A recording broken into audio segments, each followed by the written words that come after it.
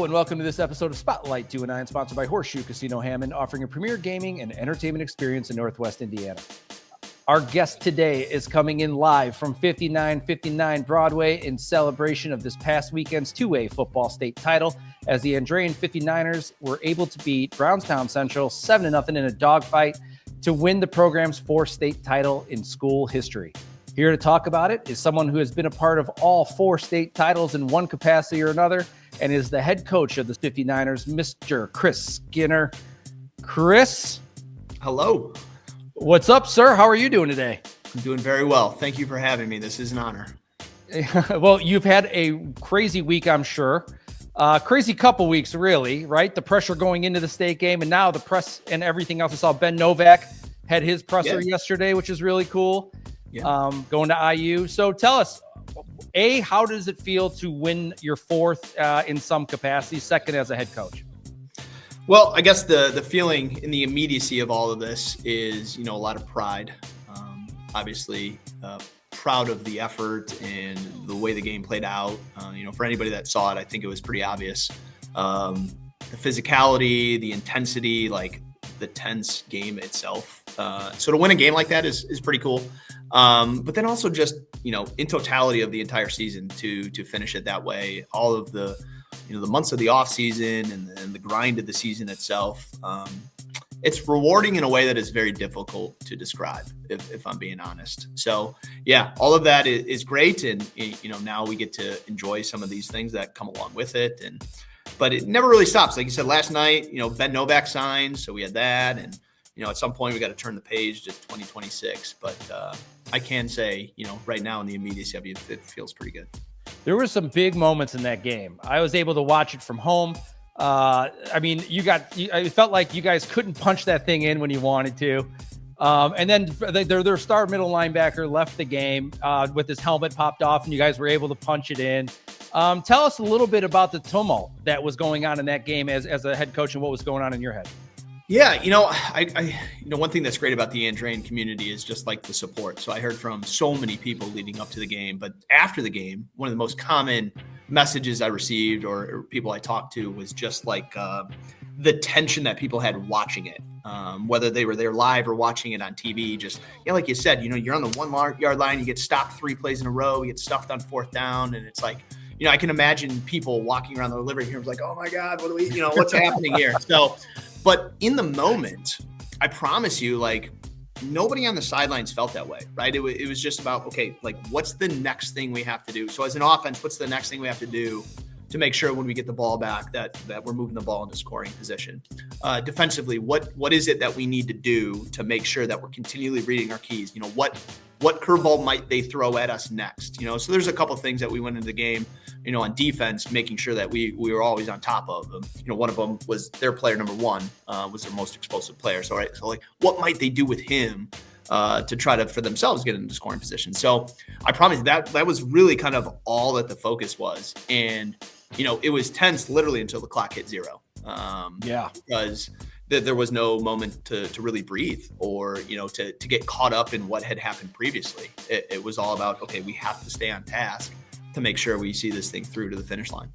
Yeah, well, when you start the game as a viewer, it's like, okay, well, it's got this huge margin of what can happen. We can blow them out. We can get blown out. We can be in a close game. When it's 0-0 for that long, and then you finally punch it in, it felt like their last possession was an eternity.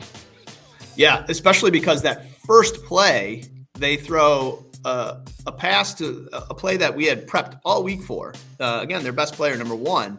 And we had 2 guys there, and he goes up and gets it, and it's like, man, this is just not going to be easy, is it? Like, no. After one play, they're already across the 50, and so it's like, okay, well, we're going to have to grind this thing out. And, they marched all the way into the red zone, and, our defense stood tall like it had all game. But, yeah, really up until, the final whistle, that thing was tense. So this is your second appearance as a head coach. Or third appearance as a head coach. Second time you've won. What is it different leading up to this week that was different for your preparation for the team and how you kind of handled it mentally from being your first time? Yeah, that's a good question. I think the week itself is very chaotic. It's awesome, right? You get you get a lot of the media attention. The Times comes out and does the player cards, which, those are so cool. I remember doing those as a player. You get to travel down on Wednesday to practice in the Dome, which is an awesome experience. You're in there in an empty stadium with just you and your team, right? You're the only ones there. Such a cool experience, but travel, getting down there, coming back, you only get an hour, right? So that's not like enough time for full practice. So, how do you cover other things that you want to get in without kind of wasting a day?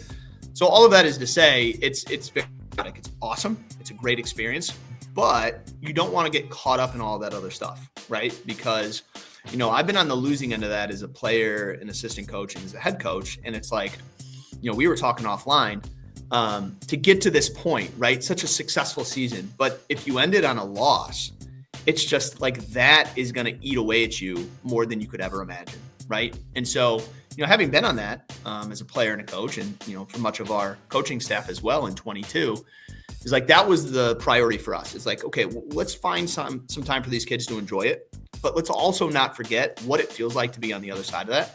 So how can we make sure we're on task as much as possible? And so we had to find ways to, make sure we were doing that appropriately. Yeah, well, it's tough because I remember in 2009 when we were making our run for our state championship in baseball, that week, I felt like my phone never stopped sending texts. And that's so different from every week. And so you start to, feel the anxiety of the moment a little bit. Was it any different this time for you? Or like, how do you kind of mentally keep that away? Yeah. I appreciate this about Andrean. Andrean is such a supportive community and a fan base that I think it's awesome hearing from all of these people. The amount of texts and calls and emails I got after we won semi-state on Friday leading up to that game, it really is incredible. Being an alum myself and feeling the love in the sport of the community. So that's cool. But yeah, to your point, it's like there's all of these other things going on. So I don't know. I probably have to thank caffeine in some capacity for getting me through that. And credit to the assistant coaches for the work that we put in. We really grinded over the weekend in prep for this. To put out a game plan that we felt was solid on both sides of the ball. And but yeah, to your point, it is kind of crazy, and that pressure just keeps building and building and building. And I know a lot of the coaching staff, there was a couple nights leading up to that game, it was like, man, you can't sleep, right? You're excited, you're anxious, you're nervous, all good stuff, right? All like good nervous energy. But yeah, all leading up to that one game, right? Well, speaking of your assistant coaches, your staff has been together for a while, at least as far as I've been around the program a little bit. You've got some core pieces. Pete Monger's my neighbor. One of my favorite things ever is going over to his house on Thursday nights for game study. I love that. Even though I don't know anything about it, he's more than educating me in it. What were some moments of this season, games-wise, where you kind of felt like this team was primed to make this run? It's a good question. That was a common question asked to me. Oh, man. Well, it's difficult to answer that because you just like the playoffs. When you make this run in the playoffs, it's almost like it's a separate season. It's so long. It's a 6-week grind. Anything can happen in football over a 6-week period, So I don't know that there was a definitive moment in the season where I was confident about it. I do know that last year's loss in semi-state was a big motivating factor for our team. That was, it's not like this was like a constant battle cry in the off season, but it was certainly something that, on those days where it's like Friday in the spring, the weather's turning nice. It's like, okay, well, we got weights scheduled till 5:00. So you can keep in mind the fact that like it's nice out and I can go outside, or you can remember that 20-13 loss against Adams Central on our home field in semi-state. So what are you going to do today to overcome that 7-point gap, right? So I think throughout the offseason, it became very clear that like, okay, this group is pretty motivated. They're working really hard. And, especially when the younger guys, started coming together and bonding with the older guys, we're like, okay, we might have something here. But it's just the offseason, right? You don't know how the summer's going to play out. You don't know how the fall is going to play out. I think this is where a lot of credit goes to the assistant coaches and the coaching staff for never being satisfied, right? It was always like, okay, we had a successful season. We won conference outright. All of that is great. But this isn't in a negative way, but it's like, okay, there's still things we need to work on, right? So there's certain offensive packages and personnel groupings that we were saving just for the playoffs, right? And it's like, okay, let's keep working on these things, right? The constant, rotation of players and analyzing who's in the best position on the defensive side. And all of these things ended up mattering, but I think there was just a constant commitment to getting better and better. And you have to have that in football. Like I said, it's like a second season, really, when you get into the playoffs. Yeah, right on. That's a full month practically.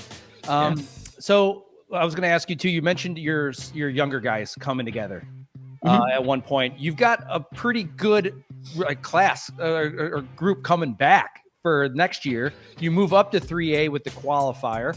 How are we looking for 2026? What's the outlook? Oh man. So here's what I'll say. Whether or not you have a lot of pieces coming back or not is not really a true indicator of future success. It's obviously nice to have a lot of returning pieces, but I say that because every season is its own journey, right? And one of the most important things is how the team comes together, how the seniors lead, and kind of the tone that they set. Good teams are led and motivated by coaches, but great teams are led and motivated by players. Love that. And if the coaches are the kind of continual source of motivation and drive, it's going to be a problem in the long run. Again, especially because football season is such a long grind. And as we sit here now, I don't know how our underclassmen, how they're going to lead this offseason and how they're going to lead in the summer. And that's going to be a big focus for us this offseason is, now turning the page. Our senior leadership group now is graduating, right? They're out of the program from a football perspective.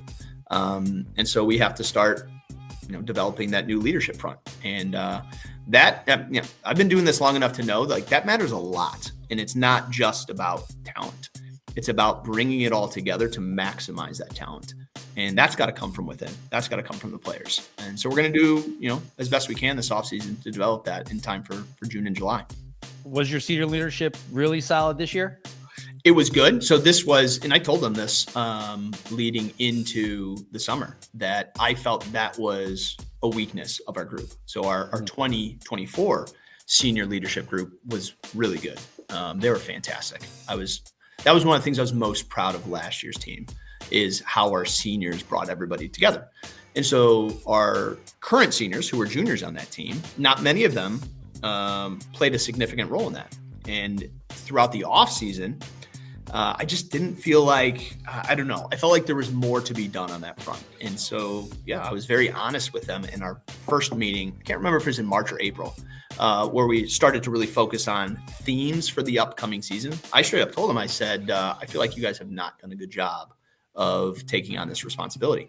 And from that point forward, it's a long process, but from that point forward, looking at where they're at now, man, they made a lot of progress on that front. This was a very close team when it was all said and done. And that is due in large part to the seniors and their development and leadership and the way they brought everybody together. So very proud of them for that. And also considering, where I think they were a few months ago. That's awesome. Is this team defined by any kind of theme 20 years from now when you're looking back at it as maybe a team that grinded or had made big plays, or like kind of how the Bears right now with Caleb Williams is they're calling him Iceman because he's pulling out games at the end?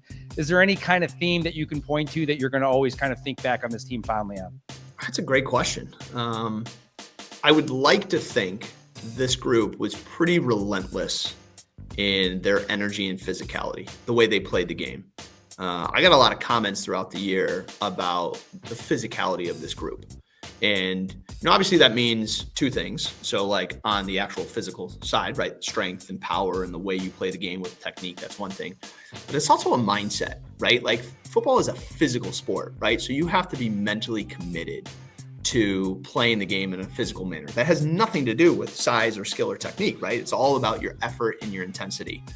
And this is something that we emphasize a lot in our program in general, but I don't know. I feel like this group really embraced it in a way that, I don't know, would maybe harken back to the 2021 group And so, yeah, it's difficult for me, I guess, in the immediacy to really answer that question. But that's something that stands out now is just kind of the constant commitment to playing football, kind of with a relentless physicality, which is what we asked them to do. But actually playing it out for a full season, I feel like they're pretty consistent on that front. Awesome. Well, you do have the rapid fire segment coming on after the break. Are you cool to kind of hang out and do a little bit of that? Yeah, absolutely. Let's do it. All right. So before we get to rapid fire, let's hear a quick word from our sponsor. Calling all college football and NFL fans, game day just leveled up at the Fan Cave inside the Horseshoe Hammond Casino. Watch 8 games at once with your crew in a private viewing area. Room for 15 fans with space to grow to 50. Craving great wings or a cold one? You and your guests will have access to a full food and bar menu with your own personal Fan Cave server running point. And when the final whistle blows, the casino fun is just steps away. Reserve your spot at the Fan Cave today, only at Caesars Sportsbook, Horseshoe Hammond. Game day, your way. All right. So, Chris, in this segment, I just ask the most random questions I can think of. Okay. And then we just kind of roll with it. Okay. Are these should these be short responses, or what are we looking for here on my end? It's on you. Oof. So you let me know. Right. Pressure's on. Looking back at your St. John baseball days. Oh my God. Okay. What are some fond memories of that? Man, so I'm gonna go with selfish answer and then an unselfish answer. Selfish answer, when we won that first state championship, I had the game-winning hit in that first state championship when we were like 8 years old? Yeah, around there. 8 years old, yeah, against Kokomo. I think it was Kokomo Southside was the team. And I ended up seeing some of those guys later in high school, baseball as well. So that was pretty cool. I still remember that. It was not an impressive hit at all. It was like this blooper over the second baseman, but that walk-off hit to win the state championship. So that was pretty cool. And then, I don't know, just that whole – so I moved to this area around that time.